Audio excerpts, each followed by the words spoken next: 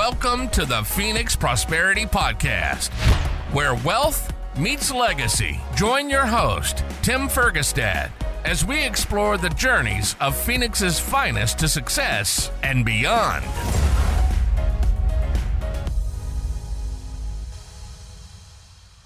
All right, this is Tim Fergestad. Thank you for joining us. From file clerk to COO by 33, today we're joined by Sarah Beth Herman, a dental entrepreneur now leading 400 plus employees and helping practices scale nationwide. Welcome to the show, Sarah Beth. Hello. Yes, that bio is slightly lower than where I am now, but we've grown a little bit since I had that one. So now we're a little over 700 employees, 9 different countries, 5-time CEO. I've got 7 businesses, lots of things going on around here. I'm a serial entrepreneur. Love it. What do you want to talk about how that came to be or where you're at right now? Yeah, I'd love to share with how that came to be. I think that a lot of people listening to podcasts where they're looking to grow their network, they're looking to grow their revenue, they're looking to actually become or build something more. They're trying to figure out, how are these other people doing that? How are they actually successfully creating multiple companies? And often the response when I share a little bit about my resume, people will say things like, wow, I can't even handle one business, let alone 7. What are you doing? So I'll quickly run through how we got to that number.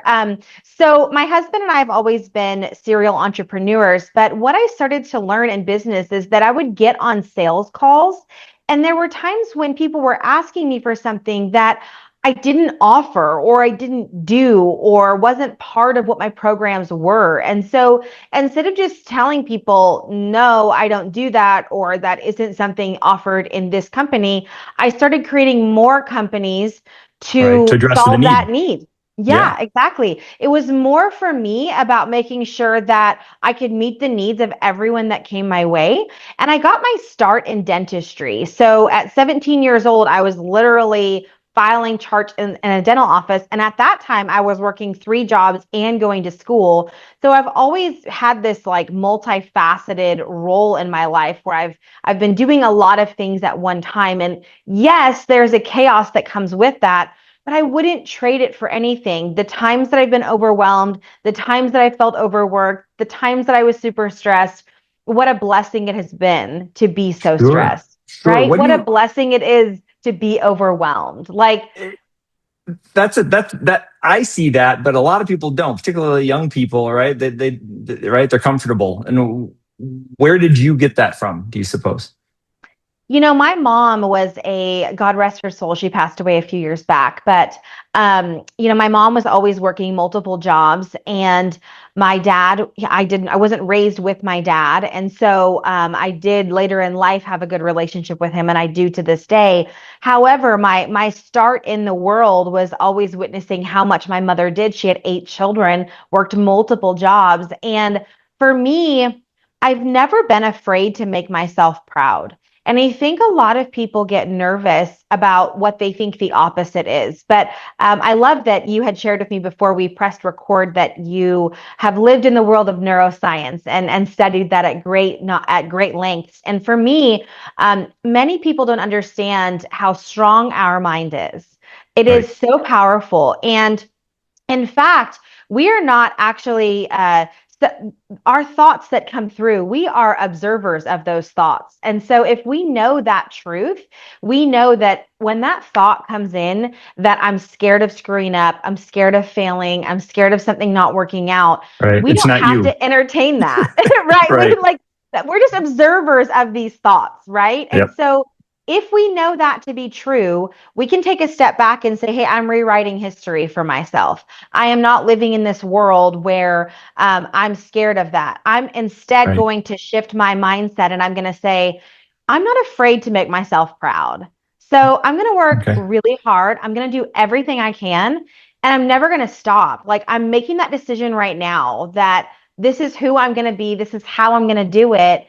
And I think that's really where I had to position myself. Like, you're going to have a lot of people in your world that might want to bring you down, but you're just observing their response to your life, and you don't have to entertain that.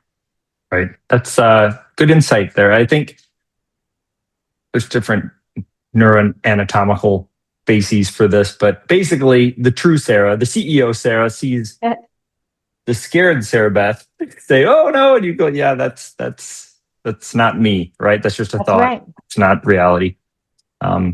Hugely powerful. Yes.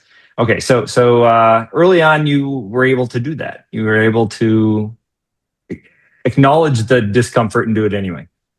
Yeah, absolutely. And realize that the discomfort never meant, every time you fail, every time you have a bad client relationship, every time you get a bad review, we have to understand that those are just the way the world works. You meet with people that you aren't always going to jive with. Sometimes you might make a customer mad. Sometimes a client might not be as happy as you want them to be. Sometimes your team might screw up. But all of those things that happen don't mean that your business is a failure.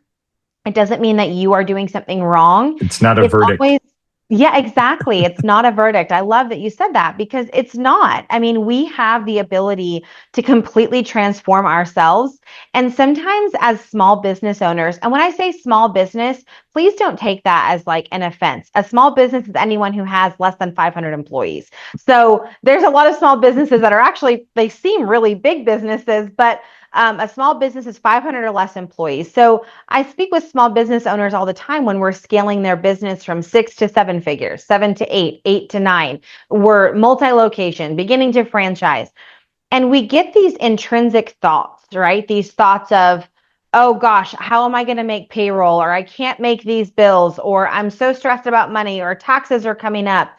All of those are just thoughts. All the things that you're associating with those thoughts are not what your true reality is. And you are trying to make that your reality by repeating that over and over and over. Whether you believe energy is real or not, it's absolutely real. And the energy you give something is the energy you are attracting. So if every time you look at your business and you're stressed and you're damsel, you're going through all of these horrible thoughts in your mind about what could happen or what has happened or that one angry patient, client, or customer, that's what you're going to attract for yourself. And I've had to learn that early on and remind myself of that repeatedly so that I could be on the trajectory I always felt I was meant to be on. Nice. So how did that apply into dentistry? So when I first started in dentistry, I was just filing charts, and then I slowly worked my way up. I was working the front office, answering phones. Then I became an office manager. Then I became a regional director of operations, and I oversaw like 32 dental practices. Then I became chief of training and talent development over a huge dental support organization out of Beverly Hills, California. And then I created my own company, Dentistry Support. And how things evolved for me was that I started to climb the ladder in dentistry, and I thought that was the career path. But what I learned is that I wanted to leave dentistry better than I found it. And I started in dentistry when computers weren't super big into dental, and we were still writing appointments and paper appointment books. And so I saw the industry evolve, but then I wanted to make the industry better. And so what I learned is how to actually look at a P&L, a profit and loss statement of a dental office. And, the biggest percentages on a P&L are typically your payroll costs.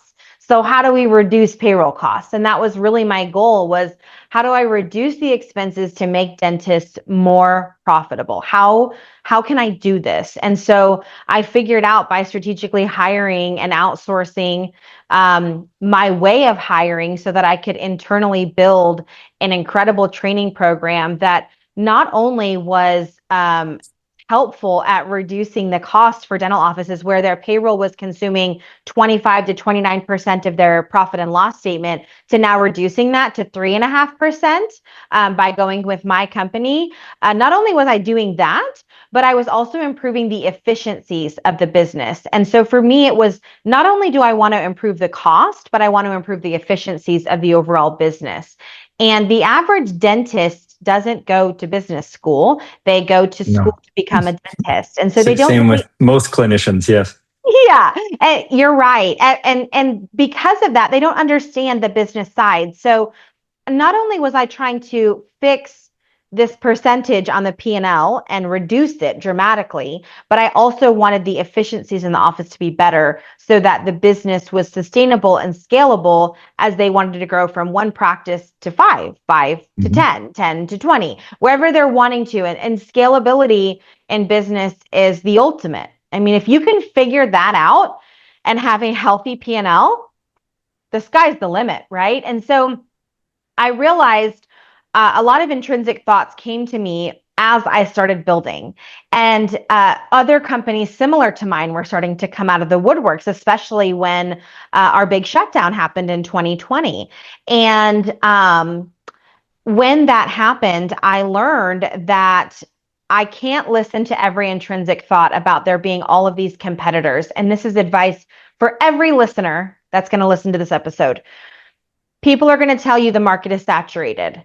But let me give you an example of how you can ignore that very line of the market being saturated, because every industry believes the market is saturated for their industry. That is such a common term. I mean, from med spas to financial planners to banks to craft stores, the market is saturated and everybody believes that. But there are over 400,000 dentists in the United States. Logically, I cannot on my own support 1% of that. Logically, I cannot. 1% is 4,000. I cannot handle 4,000 dentists that I would be able to. So there's going to be a need for more people to be in my type of industry. There's room for us all. And many times I get clients of other competitors that haven't done a great job. So what's meant for you will find its way to you. And if you feel called to anything, a specific genre, a specific category, a specific job, if you feel called and led and you are skilled and you are trained and you have proof of concept that you can do it, that's all you need to move forward. It doesn't matter how many more people exist in this world that have a similar job title to you. All of that is irrelevant. There's room for us all. The market isn't too saturated and people leave blank industry all the time, and it makes room for new people and new ideas and new perspectives to make those industries thrive and grow and scale even better. Right. Right. Good points. Good points. People can find excuses why they can't or reasons why they can. That's right. Now, let's just circle back to something you said earlier, which was how a lot of people are maybe flabbergasted about why you can run multiple companies all at once. And you kind of touched on it there. Is once you learn the systems and you understand how it works, right? Then it's just reapplying them in different industries or fields. Is that maybe accurate? Exactly, because all of my businesses have piggybacked off of each other. So I'll give you an example of some of them. So my first largest brand was dentistry support. On sales calls, I learned that people wanted training. They didn't necessarily want my team to do the work. So I created a school called Dentistry Support Academy, or DS Academy. It's dual branded so that we can support both people in the dental industry and out of the dental industry.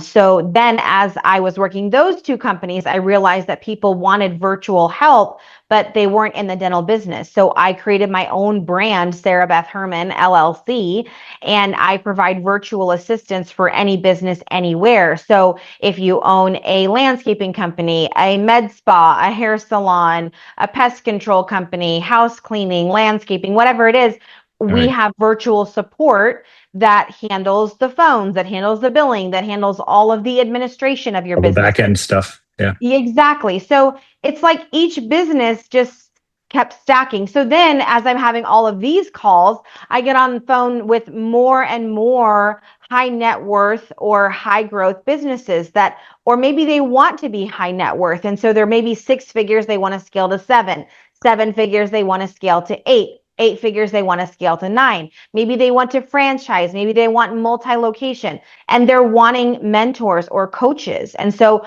then I opened up my own mentoring and coaching. Right. Well, then as I was dealing with all of that, more people were like, you really need to start a podcast. And I was like, I don't really want to do a podcast. It's not going to make me any money. So I hemmed and hawed about it for 4 years. I didn't start my podcast.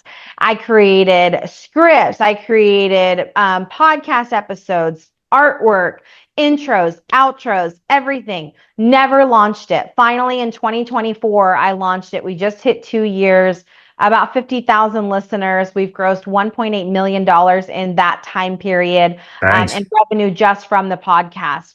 But then as I have the podcast, I have these 5 entities growing, and there's still more things I'm missing. So the next piece was, Sarah Beth, we want you to start speaking and having speaking engagements at these conferences because we love to hear what you have going on. So then I start speaking at engagements. I have a commencement speech at a university in a couple of weeks. I mean, I'm constantly at different speaking engagements, podcast swapping. That's entrepreneurship, though. That's what it is. It's not meant to make you crazy. And if things are making you crazy, my biggest challenge to you is to look at your systems. See if you have SOPs. If you don't know what an SOP is, that could be your first problem. That is a standard operating procedure. Doesn't matter if it's just you and the fence pole that run your business, you better have an SOP. I always use this terrible analogy, but it really packs a good punch. If you got hit by a bus tomorrow, who'd run your company? Right. And if your answer is, well, nobody, I would be dead. Well, then do you have SOPs? Do you have a standard operating procedure that your spouse could pick up in the event of your passing, and they could run your business so that they could still have a life? They could hire an interim CEO to manage the operations, or an interim COO to continue to run your business. Your business, it does not have mortality like people. It can continue on forever and ever. Amen. So how are you set up for that? One day you want to retire, so you're going to need to have things in place. And me creating all of my businesses, just the ones I've shared with you, and there's a few more that I still have beyond that. They only can exist when there is order in place, and it's not crazy. It's not wild. Sometimes I have crazy busy days, but oh, what a blessing it is to be busy. Oh, what a blessing it is to be stressed. Oh, what a blessing it is to live the life that I dreamt of. And a version of me that only had 10 cents in her bank account and was homeless 20 years ago would have just absolutely died to have the stresses I have today. So there's a way to find a blessing in the bitterness that comes along with life. And if you drink coffee, then you know that bitterness has a purpose, because coffee can be bitter. So we just have to think a little differently. Right. Good, great points again there. Thank you, Sarah Beth. You reminded me of a guest I had on a few months ago. He's here in the Valley now, but he was in the Midwest. Mark Pomeranke. He scaled organically the same way, right? It was filling a need. And it was partially, when he started flying around the Midwest so much, he's like, well, I'll just start my own airplane company, right? And then, then I'll do this. And then I'll do this. He ended up with like 9 companies, right? He was making small hotels. Then so he he just kept adding on companies to solve the need as he grew.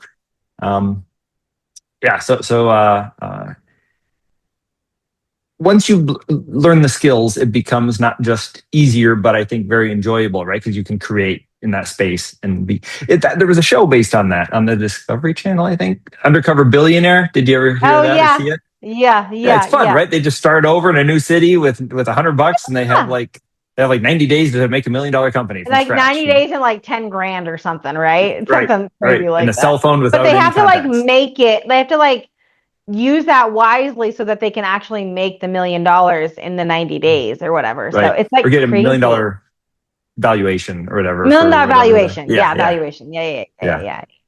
Right. Yeah. Great stuff. Very, very cool. So, and I'd like to also point out to our listeners and viewers that this wasn't just, I scrapped together a few companies and it's doing all right. I mean, you've had 3 companies, the best in the Valley.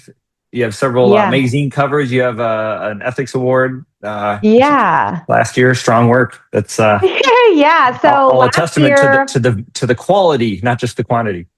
Yeah, so about 2 years ago, actually, we got our first nomination from the Better Business Bureau to get this Torch Award for Ethics. And we went through 2 years of scrutiny in our company, where actually the Better Business Bureau evaluates the vendors you work with, the clients you have, and your employees to see if you run ethically. And it's absolutely insane what you have to put forward to be able to like even get in to be nominated and then to win. I mean, it's quite a bit. So we went through 2 years of that. We have like a full-on ethics committee. It's wild. We went before and we were up against 6 different categories of companies. And then in my category, which is businesses that have 100 or more employees, we won the 2025 Better Business Bureau Torch Award for Ethics. And that was after a 2-year investigation Wow. into my company. But we've had third parties evaluate our company to improve and increase the efficiencies of what our team does. And then we have 3 of my companies are up for Best of the Valley, 2026 Best of the Valley. You can vote right now. So if you haven't voted, you can vote every day from now until April 30th, 2026. Get in there and vote. But we've got 3 awards there. I'll be in 3 magazines in May, and they're doing cover stories. That's been kind of wild because they want to do photo shoots like here in my in You're the on property tour. we have. I have like an attached office space and a studio in here, and so they like the editors come. All the people are here. It's like been a wild ride the last couple of weeks, That's fun. but yeah, so it's been really good. Excellent, excellent. So I appreciate all the stuff you're doing. Great stuff. And I often ask people, how do they balance that with maybe their community or spiritual, or what sort of impact they want to have in their lives? But it's not, I mean, that ethics thing is a good note on this because they're integrated, right? You having an impact by employing people and creating good jobs and doing it ethically. So it's inherent to your work, which is great. Yeah, I mean, a lot of times when people create businesses, it just becomes about making the revenue numbers matter. And I do understand that angst that people feel as you have a business. Like there's never enough money. I met 50,000, now I want 80,000. I got 80,000, now I want 100,000. I make 200,000 a month, now I want 300,000 a month. Like there's never enough money, and as an entrepreneur, you're always on that path.